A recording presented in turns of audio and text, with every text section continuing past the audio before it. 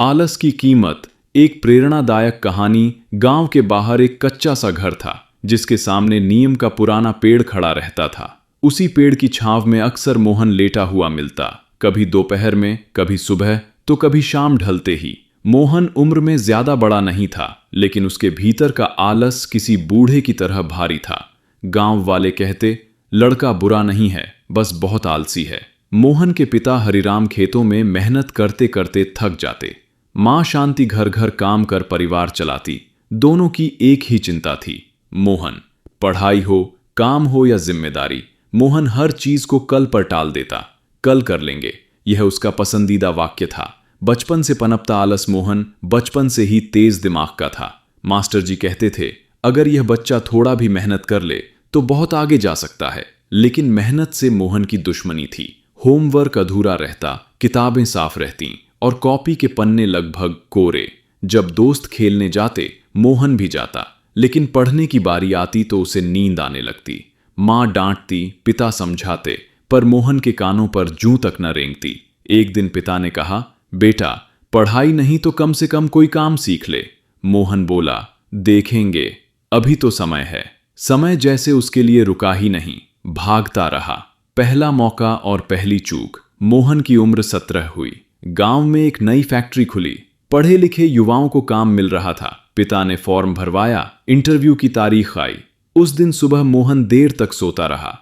Alarm बजता रहा, लेकिन उसने बंद कर दिया। जब उठा तब तक बस निकल चुकी थी। पिता का चेहरा बुझ गया। आज नहीं तो कल, मोहन ने हंसकर कहा, लेकिन वह मौका फिर कभी नहीं आया। दोस्त आगे, मोहन पीछे। समय बीतता गया। मोहन के दोस्त राकेश, दीपक, अमित सब किसी न किसी काम में लग गए।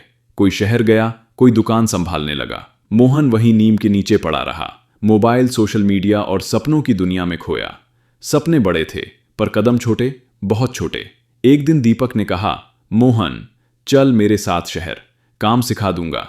मोहन बोला, अभी मन नहीं है। दीपक चला गया। मोहन वहीं रह गया। जिम्मेदारियों का बोझ, पिता की तबीयत बिगड़ने लगी। खेतों में काम करना मुश्किल हो गया। मां की कमाई से घर चलाना कठिन था। अब मोहन से उम्मीदें थीं, लेकिन आलस ने उसे जकड़ रखा था। वह काम ढूंढता, पर मेहनत से डरता। थोड़े दिन किसी जगह टिकता, फिर छोड़ देता। एक रात पिता ने कहा, बेटा, मैं ज्यादा दिन नहीं, घर संभालना पड़ेगा। मोहन चुप रहा। पहली बार उसे डर लगा। चेतावनी की आखिरी घंटी। कुछ महीनों बाद पिता का देहांत हो गया। घर की जिम्मेदारी अचानक मोहन पर आ गई। मां की आंखों में आंसू और उम्मीद दोनों थे। मोहन ने ठाना, अब बदलूंगा। लेकिन आदतें आसानी से नहीं बदलती। वह देर से उठता, काम टालता और मौकों को फिर गंवाता। एक दिन साहूकार आया, कर्ज की बात लेकर। मोहन के पास जवाब नहीं था। शहर की ठोकर। आखिर मोहन शहर गया। सोचा, कुछ भी काम मिल जाए। लेकिन शहर आलसियों को माफ नहीं करता। जहां काम मिला, वहां समय पर पहुंचना जरूरी था। मोहन देर करता। मालिक ने चेतावनी दी, फिर नौकरी छूट गई। रात को वह फुटपाथ पर बैठा रोता रहा। पहली बार उसे एहसास हुआ, आलस कितना महंगा पड़ता है। आत्ममंथन। एक बूढ़े ने उसे देखा और कहा, बेटा, मेहनत से भागोगे तो जिंदगी तुम्हें दौड़ाएगी। यह वाक्य मोहन के दिल में उतर गया। उसे अपनी सारी गलतियां दिखने लगीं, छोटे छोटे टालने, बड़े बड़े नुकसान।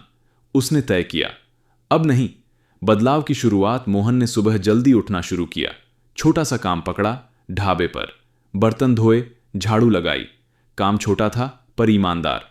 हाथ छिल गए, शरीर थक गया, पर आत्मा हल्की हुई। उसने पैसे जोड़े, मां को शहर बुलाया। मां की आंखों में गर्व था। मेहनत का फल। समय के साथ मोहन ने ढाबे का काम सीखा। मालिक ने भरोसा किया। मोहन अब समय पर पहुंचता, हिसाब रखता, ग्राहकों से बात करता। कुछ सालों में उसने छोटा सा ढाबा किराए पर ले लिया। वही मोहन जो कभी नीम के नीचे पड़ा रहता था, अब दूसरों को काम दे रहा था। वापस गांव। मोहन गांव लौटा। उसी नीम के पेड़ के नीचे खड़ा हुआ, अब लेटा नहीं। उसने बच्चों से कहा, आलस आराम नहीं देता, वह धीरे धीरे सब छीन लेता है। मैंने इसकी कीमत चुकाई है। मां मुस्कुराई। पिता की तस्वीर के सामने मोहन ने सिर झुकाया। निष्कर्ष, आलस की कीमत। आलस सिर्फ समय नहीं चुराता, वह अवसर, सम्मान और आत्मविश्वास भी छीन लेता है। मेहनत कठिन जरूर है, पर उसका फल मीठा होता है। मोहन की कहानी हमें सिखाती है कि आज का आलस कल की सबसे बड़ी सजा बन सकता है, और आज की मेहनत कल की सबसे बड़ी पूंजी। यही है आलस की कीमत।